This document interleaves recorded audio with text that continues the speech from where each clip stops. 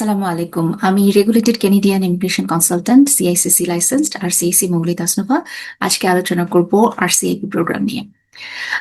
আমরা প্রতি সপ্তাহের রবিবারে চেষ্টা করি একটা লাইভ সেশন করার, যেখানে লাইভ কোয়েশ্চেন অ্যান্সার গুলো দেওয়ার চেষ্টা করি কানাডা ইমিগ্রেশন রিলেটেড। তো লাস্ট উইকের লাইভ চলাকালীন সময় একটা কমেন্ট ছিল, আমি কমেন্টটা দেখাচ্ছি স্ক্রিনে। আপু, কিছু আরসিআইপি প্রোগ্রামটা বিডিতে বাংলাদেশে এমন ভাবে প্রেজেন্ট করছে অ্যাজ ইফ ব্যাপারটা খুব ইজি, একটু ক্লিয়ার করবেন প্লিজ। তো আজকে এই ভিডিওর উদ্দেশ্য হচ্ছে ব্যাপারটা ক্লিয়ার করা। RCIP stands for rural community immigration programme. এটা একটা কমিউনিটি ড্রিভেন বা কমিউনিটি বেসড প্রোগ্রাম, এবং মাত্র 14টা কমিউনিটি আছে এই পুরো কানাডা জুড়ে। এত এত সিটি, এত এত কমিউনিটি, তার মধ্যে মাত্র 14টা কমিউনিটিতে এই প্রোগ্রামটা চলছে। এবার এই 14টা কমিউনিটি কারা কারা আমি একটু পড়ে শোনাচ্ছি। নোভা স্কশা থেকে পিকটু কাউন্টি আছে, অন্টারিও থেকে আছে নর্থ বে, সাডবেরি, টিমিন্স, সুসেইন মারি, থান্ডার বে। ম্যানিটোবা থেকে আছে স্টেইনব্যাক, অ্যালটোনা, রাইনল্যান্ড, ব্র্যান্ডন। সাসকাচুয়ান থেকে আছে মুজ জ। অ্যালবার্টা থেকে আছে ক্লেয়ারসোন। ব্রিটিশ কলাম্বিয়া থেকে আছে ওয়েস্ট কুটনে, নর্থ ওকানাগান এবং পিসলিয়ার্ড। এবং এই 14টা কমিউনিটির বাইরে আরসিআইপি প্রোগ্রামের কোনো এক্সিস্টেন্স নাই। এবার আসেন রিকোয়ারমেন্ট বা এলিজিবিলিটির শর্ত কি। আরসিএপি প্রোগ্রামের সবচাইতে গুরুত্বপূর্ণ শর্ত হচ্ছে যে এই যে কমিউনিটিগুলো আছে তার আন্ডারে আবার ডেজিগনেটেড এমপ্লয়ার আছে। সেই ডেজিগনেটেড এমপ্লয়ারের কাছ থেকে একটা ফুল টাইম, নন সিজনাল এবং ইনডিটারমিনেন্ট পিরিয়ডের জন্য জব অফার পেতে হবে। তার মানে হচ্ছে যে এই যে 14টা কমিউনিটি, এই কমিউনিটির যে কোনো একটা কমিউনিটির যে কোনো একজন এমপ্লয়ারের কাছ থেকে জব অফার পেলেও হবে না। কমিউনিটিতে ডেজিগনেটেড এরকম একজন এমপ্লয়ারের কাছ থেকে জব অফার পেতে হবে, এবং ডেজিগনেটেড যে এমপ্লয়ার তার কাছ থেকে আবার যে কোনো এনওসিতে জব অফার পেলে হবে না। এনওসিরও একটা লিস্ট আছে যে ওই এনওসিতে জবের অফার পেতে হবে, প্রায়োরিটি অকুপেশনস আছে। আবার আরেকটা জিনিস হচ্ছে যে সব ডেজিগনেটেড এমপ্লয়ারই কিন্তু সবসময় হায়ারিং প্রসেসে থাকে না, বিকজ সবসময় তাদের লোকের দরকার হয় না। হয়তো ফুলফিল হয়ে গেছে, যাদের এই মুহূর্তে দরকার নাই তারা তো আর হায়ার করছে না নতুন করে, তাই না? তো ওইটাও মাথায় রাখতে হবে যে এক নাম্বার হচ্ছে ডেজিগনেটেড কমিউনিটি হতে হবে, 2 নাম্বার হচ্ছে ডেজিগনেটেড কমিউনিটির ডেজিগনেটেড এমপ্লয়ার হতে হবে, 3 নাম্বার হচ্ছে যে ডেজিগনেটেড এমপ্লয়ারের আবার প্রায়োরিটি অকুপেশনে জব অফার পেতে হবে। তো এই তিনটা হচ্ছে জব অফারের শর্ত, খুবই ইম্পর্টেন্ট শর্ত, এবং এটা মিট করা ম্যান্ডেটরি ফার্স্ট অ্যান্ড ফরমোস্ট। এবার আমরা যদি জব অফারের রিকোয়ারমেন্ট, আমি একটু আগে বলেছি যেটা ফুল টাইম হতে হবে, এটা নন সিজনাল হতে হবে, এবং এটা ইনডিটারমিনেট পিরিয়ডের জন্য হতে হবে। অর্থাৎ 1 বছরের জন্য একটা জব অফার পেয়েছি, যে এন্ড ডেট আছে একটা জবের অফারের, সেরকম না।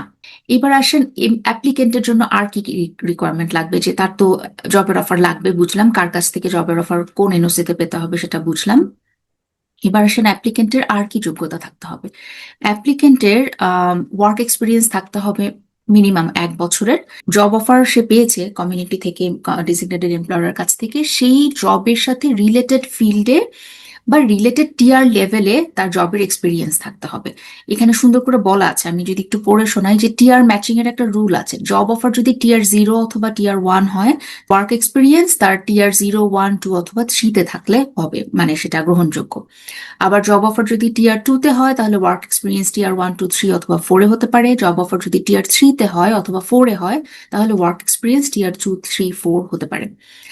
আর যদি জব অফার টিয়ার 5-এ হয়, তাহলে ওয়ার্ক এক্সপিরিয়েন্সটা ওই এক্সাক্ট এনওসিতে হতে হবে। টিয়ার 5 হলে এক্সাক্ট এনওসি, অন্যান্য টিয়ার হলে টিয়ার এর লেভেল মোটামুটি সমমান হলে, তাহলে সেই জব অফার বা জব এক্সপিরিয়েন্সটা গ্রহণযোগ্য এক্সপিরিয়েন্স হিসেবে কাউন্ট করা হবে।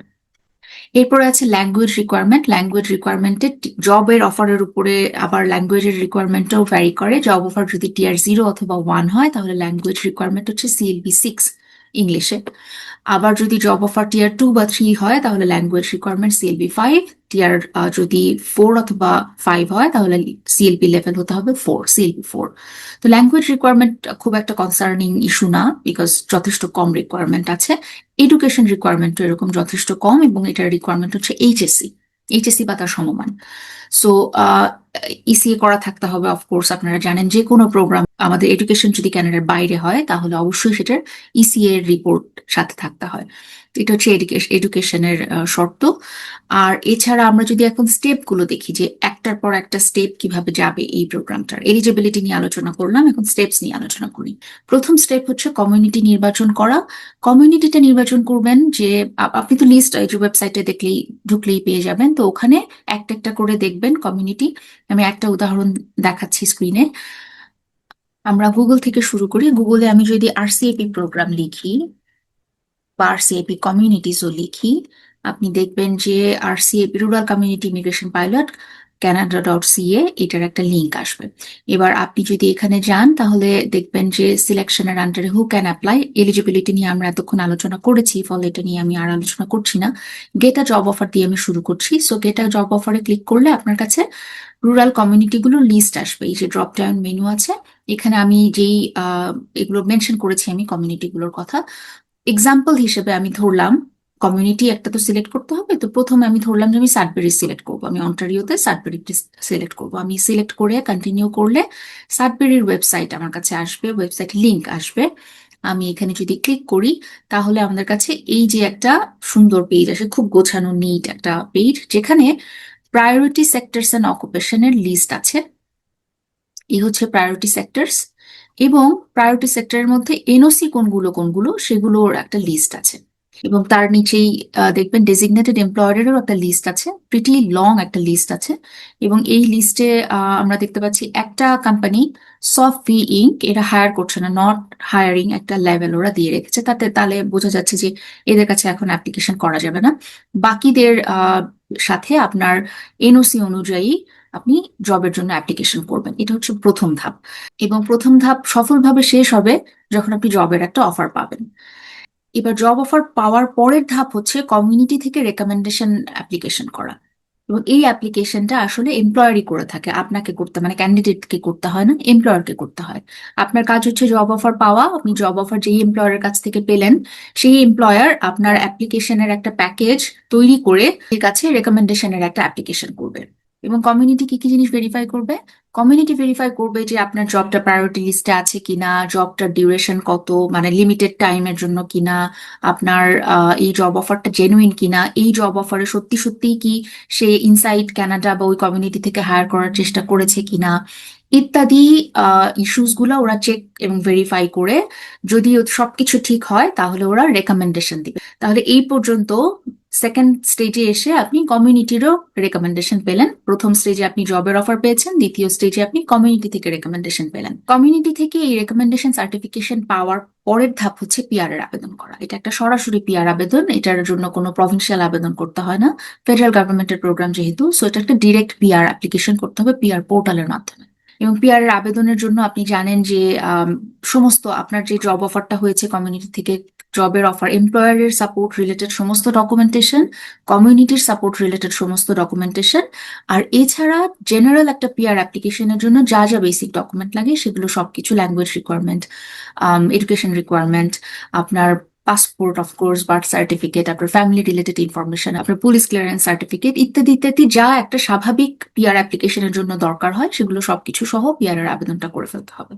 এবং এই পিআর এর আবেদন সাবমিট করার পরে একজন ক্যান্ডিডেট একটা ক্লোজড ওয়ার্ক পারমিটের জন্য আবেদন করতে পারে, 2 বছরের একটা ক্লোজড ওয়ার্ক পারমিটের জন্য আবেদন করতে পারে with the same employer, so that উনি আসতে পারেন কমিউনিটিতে এবং কাজটা শুরু করতে পারেন। এই হচ্ছে মোটা দাগে আরসিআইপি প্রোগ্রাম, এলিজিবিলিটি এবং প্রসেস। তো এখন আপনারা নিজেরাই বুঝতে পারছেন যে এটা যে খুব সহজ এরকমটা না। এবং বাইরে থেকে, বিশেষ করে বাইরে থেকে অ্যাপ্লিকেশন করার জন্য এলিজিবল কিন্তু যে কেউ, আমি যেভাবে দেখালাম যে আপনি যে কোনো একটা কমিউনিটিতে ঢুকতে পারেন, তাদের ওয়েবসাইটে যেয়ে ডেজিগনেটেড এমপ্লয়ারের লিস্টও আপনি ওখানে পাবেন, এনওসির প্রায়োরিটি অকুপেশনের লিস্টও আপনি ওখানে পাবেন, এবং সেই লিস্ট অনুযায়ী আপনি জবের জন্য অ্যাপ্লিকেশন করতে থাকতে পারেন। এবং অ্যাপ্লিকেশন যদি জব অফারে গড়ায়, অর্থাৎ আপনি অ্যাপ্লিকেশন করে করে যদি একটা জবের অফার পান এবং সেই জব অফারের উপরে বেস করে আপনি কমিউনিটির কাছ থেকে একটা রেকমেন্ডেশন সার্টিফিকেশনও পান, তখন আপনি পিআর এর জন্য আবেদন করতে পারবেন। কানাডার ভেতরেই থাকতে হবে আবেদনের জন্য সেরকম না, কানাডার বাইরে থেকেও আবেদনটা করা যাবে, কিন্তু এই যে শর্তগুলো এভাবে পূরণ করতে হবে। তো এখানে কমন মিসআন্ডারস্ট্যান্ডিং হচ্ছে যে অনেকে মনে করে যে যে কোনো একটা কমিউনিটি থেকে বা যে কোনো একটা ডেজিগনেটেড এমপ্লয়ারের কাছ থেকে একটা জবের অফার পেলেই হলো, যে কোনো এনওসিতে পেলেই হলো, ব্যাপারটা তা না। সবকিছুই খুব স্পেসিফিক। এখানে স্পেসিফিক এনওসিতে জব অফার, স্পেসিফিক এমপ্লয়ারের কাছ থেকে job offer, specific designated community থেকে জব অফার পেলে তারপরে নিয়ে এই প্রোগ্রামটা নিয়ে আগানো যায়। তো এটা একটা খুবই পসিবল, ভায়াবল এবং অ্যাক্টিভ পিআর প্রসেস, আনডাউটেডলি।